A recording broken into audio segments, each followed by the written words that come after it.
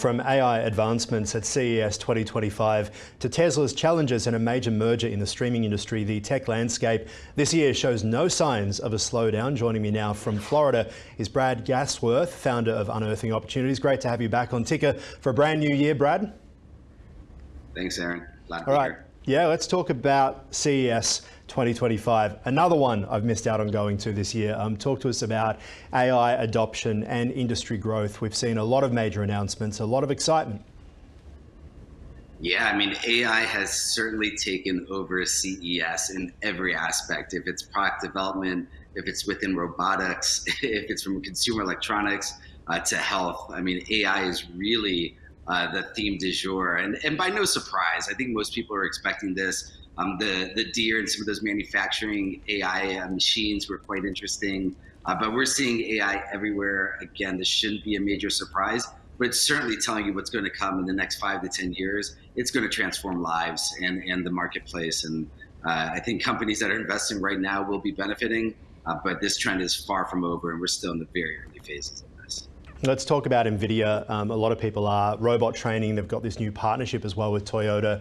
How have the markets reacted to their CES announcements? Yeah, I mean, look, I mean, NVIDIA's executed incredibly well. And I mean, they're making new announcements. We had Jensen on the keynote. I mean, the products are continuing to set new standards. And, you know, they are by far and away the leader when it comes to GPUs. I mean, their products will continue to be used in the next evolution of AI. But I mean, if you look at the market cap and where the stock is trading, and I've always said that valuation alone is never a reason to buy or sell a stock, but we've really gotten to new territory with many of these companies. Now the company continues to grow at phenomenal rates. And I think that keeps valuation high. I think the company, if they continue to meet the expectations on the financials, I think that stock continues to perform well throughout 2025. What is it about NVIDIA, do you think? Is it because they are so far advanced compared to everybody else? Is it because of the CEO having a bit of a rock star, Steve Jobs kind of vibe every time he does those keynotes? What is it that investors like or maybe don't like or worry about when it comes to NVIDIA? Yeah, and Ahron, I think the rock star part of it, that's what I'm more concerned about, quite honestly, because when you get people having that fandom base, and when you have that type of celebrityness of from a CEO's perspective, I mean, that scares me a bit. But their products are just far and away better than the competition, and that's what the excitement is from the investor standpoint. And now again, like, we went parabolic and got to this multi-trillion dollar market cap rather quickly. But they are, growing. If you look at a tens of billion company growing at 50+%, I mean, they're growing at astronomical levels. So it warrants having a big valuation. But yeah, I mean, to me, it's the product by far. The celebrityness of Jensen, I mean, that's something that scares me, and we'll see what happens in the months and quarters to come there. Because it can go either way, right? If there's some sort of excitement in the market because of one person and something happens to that one person, heaven forbid, it can become, having key man insurance is pretty tough in the stock market. All right, let's talk about Microsoft's $80 billion AI investment. How does that position it in the tech sector? Because Microsoft, of course, through the 90s, far and away the champion. Apple has done pretty well. Now there are so many tech companies out there too. How is Microsoft faring against all the competition? Yeah, I mean, look at this company. I mean, they've been able to really weather the storm with so many major transformations within compute over the last 2 decades. I mean, a lot of people thought when iPhone first came out that Microsoft was dead, and Microsoft tried to compete on the mobile side, which did not go well for several years. And they realized their bread and butter is really with consumers, and then also on the enterprise level. And their Office suite continues to be what companies use.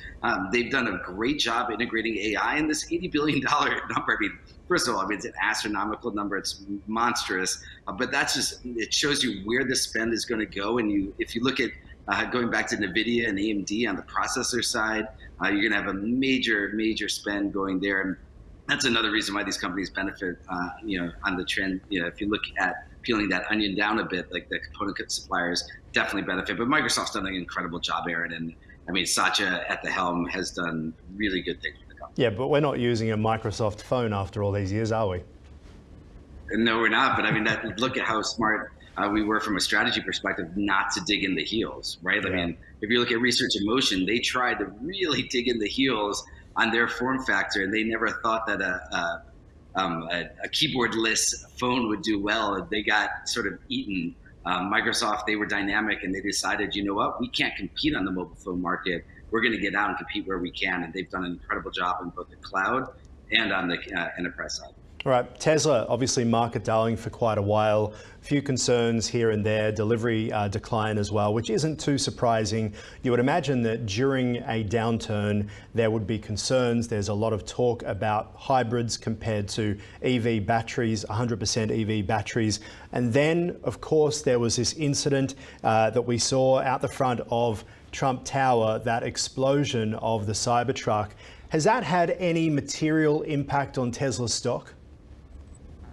Yeah, I mean, there's a lot of info there, Aaron. I mean, first on that impact onto the stock. I mean, yeah, I think there's a perception now, looking at that, what happened and took place in Las Vegas. But look at these delivery numbers. I mean, it's yet to be determined if that output, and then also any of this other stuff coming post January 1st is going to have an impact to further deliveries. I mean, future deliveries. I mean, the delivery number, we just saw a decline for the first time ever. I mean, I've been more concerned on the EV side for Tesla because of the competition from the incumbents. But more so, if you look at the service side, the service waits are tremendous. I mean, you're looking at 3 to 5 months for a basic issue because the service side has not grown at the pace of the EV production.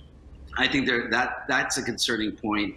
I mean, the company also has that, Musk factor, and, he's executed also incredibly well. But I think for me, if I'm looking at AI and technology related companies, I'm not chasing Tesla at these levels. How much do you think the CEO of Tesla, being Elon Musk, and that fandom that he has is similar to perhaps the fandom that we see for NVIDIA's CEO? How much of these big tech companies, we think about Mark Zuckerberg, obviously over at Meta as well, how much of these big tech companies is about these founders, these CEOs who seem a little bit crazy? Well, so I think each of them have different sort of impacts. I think on the Musk side, if something, God forbid, happened, I think that would have tremendous impact to Tesla stock and also the private companies that he's the CEO of. And the US economy would tank, no doubt. I mean, it feels like so much is somehow based on him, and what he says seems to go at the moment. I mean, he's the president's right-hand man. Yeah, I mean, look, there's a lot of comments, Aaron, also here in the States about like who's really behind the Trump presidential election, what's going to happen after he's, in office. And I think Trump, there's been, a lot of conversations that he's a little bit worried about the power that Musk might have. Now, what happens in the future? Do we think in 4 years that we see Musk now, go for president? Like, that's not that far of, I think that's a possibility for sure. And maybe that's what he's been waiting for, and gave that so much support to this Trump campaign because of. But ultimately, I think if you look at these heads of companies... There need to be a change of law though, right? Because obviously the president of the United States needs to be born in the United States at this stage. It's something that Arnold Schwarzenegger, obviously, when he was talking a decade ago as governor of California about getting involved in federal politics from the presidential level, it just couldn't happen. So, but who knows? What do you reckon? Could Trump change the rules? J.D. Vance would be pretty annoyed. The thing that we've seen over the last, call it 4 years, nothing surprises me anymore. And I think there's a possibility. I'm not saying it's a likelihood. I think there's a possibility that at least tries. Absolutely. All right, let's bring it back to politics. Let's bring it back to Musk, because over the past week, he has been very outspoken, more so than usual, hitting out at Sir Keir Starmer, the Prime Minister of the UK. Now there's news that Europe is really pushing back, particularly over Musk's support of Germany's far right-wing parties, calling for the King of England to dissolve Parliament and for new elections to happen, talking about the so-called rape of Britain, as he puts it as well, support for far-right parties in the UK that were pro-Brexit to get them in. How would you, as an investor in a global stock like Tesla, a global stock like SpaceX, be feeling about the CEO's intergovernmental relations? Yeah, I mean, honestly, I don't like. First, I don't like the fact of having a CEO of more than one major entity. I think that by itself is a troublesome thing. I mean, how do you run these, $1 trillion company and, hundreds of $billion company and really put all of your time and energy and do you have your fiduciary responsibility to these shareholders? I think there's a little bit of a conflict there, but ultimately, yeah, I mean, look, he has his hands in a lot of pots, and he's not shy, not afraid to leave his voice and say what is on his mind. He's done that for years. He buys Twitter and now is able to control what he wants to say whenever he wants to say it. I mean, the guy, he's a brilliant technologist. He's done incredible things with companies. I think shareholders, you either love him or you hate him. I think the shareholders are certainly in that love camp, but it's something we have to watch and see what happens. Yeah, well, when it comes to business, it doesn't really matter about liking the person. It matters whether or not they're making any money, doesn't it? Let's talk about, just quickly go back to what happened out the front of Trump International Hotel. I've stayed at several times in Las Vegas, including last year. We saw the reaction, and this goes to, I guess, the positive of having a CEO like Musk, is that he is able to jump on his platform really fast, and before investors can tank the stock, he can get the facts out there. Many news reports, including on CNBC and others that I was reading, and NBC News very quickly said that a fire had broken out in a Cybertruck. Now, the impact of that from a stock perspective, as you know, could be pretty substantial. He was able to correct it and say, we were able to check the logs. There was nothing wrong with this vehicle. There were explosions and fireworks, which turned out to be accurate, and in fact a dead body with a gunshot wound of the man responsible for this. That is the positive power of a CEO who can get on the front foot at the right time. Yeah, I mean, look, he certainly was able to be, fast, and he has that ability to be fast. I think ultimately this brings in the concerns from the very beginning of, when you control the media, and, X has a huge, following, what really happens and what should be or shouldn't be allowed. I mean, look, this is something that's not new to right now. I think there's many things that we'd have to consider. It's far too many to discuss right here on this program. But ultimately, I think we have to consider all of these aspects into, when you control media, what ultimately happens. I think, I think there's a lot of big issues here to deal with. And I think right now he's getting free passes in several of them. Let's just see what happens when we, first. All right. We're in the media. Well, I'm in the media, so let's talk about my favorite topic, the media. We have been watching over the past year that Disney, as well as, is it Warner Brothers or Comcast? I know Fox is in there as well, getting together with this venue, this massive new streaming sports. In Australia, we have something called KO, which is quite similar, but it's owned by one company. But we see that these companies all want to get together. There's been one problem, being Fubo TV, tickers on Fubo, interestingly in the US as well. Fubo started off as a soccer or a football channel, whatever you want to call it, wherever you are. They were really a thorn in the side of this, and while the billionaires and the Bob Igers of the world were trying to push this as quickly as possible, Fubo slowed the whole thing down, didn't they? Disney has come out. We don't know why they wanted Hulu. Hulu feels like yesterday's news these days, but they ended up with it. They've had to buy it out from Comcast, the stuff that they don't own. Now, in order to get the venue stuff happening, they're merging with Fubo, with Hulu to reshape the streaming industry. Are you surprised at the audacity of, if you can't beat them, buy them?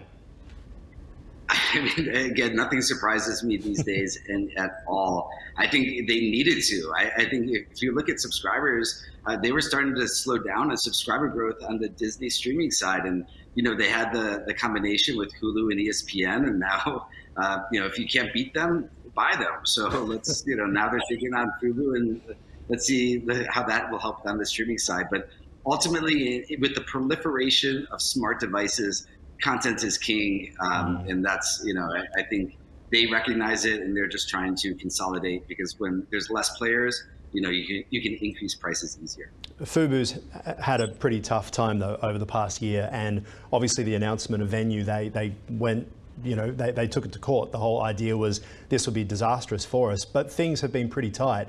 Why not just wait? I mean, Disney and these companies are far bigger than Fubo. Why not wait for Fubo and then just get the rights to the sport and bring that on board? Why buy them? Yeah, I mean, that's probably the multi-billion-dollar question, Aaron, and I don't know. I think maybe there's a bigger issue with Disney streaming where they have to have some more subs. Maybe there's something behind the scenes that none of us are aware of, which is very possible. But no, those are excellent questions to bring up. And I mean, ultimately, yeah, I mean, it would make sense unless there's some sense of urgency and why now. And I would have to believe that there was a root cause. We'll find out, but we don't know right now. All right, Brad, looks like you've got another hit coming up with the Food Network straight after this one there in the kitchen. We'll leave you there for now. Appreciate your time as always. We'll talk to you soon, and great to have you back on Ticker for 2025. Thanks, Aaron. Always a pleasure to be here.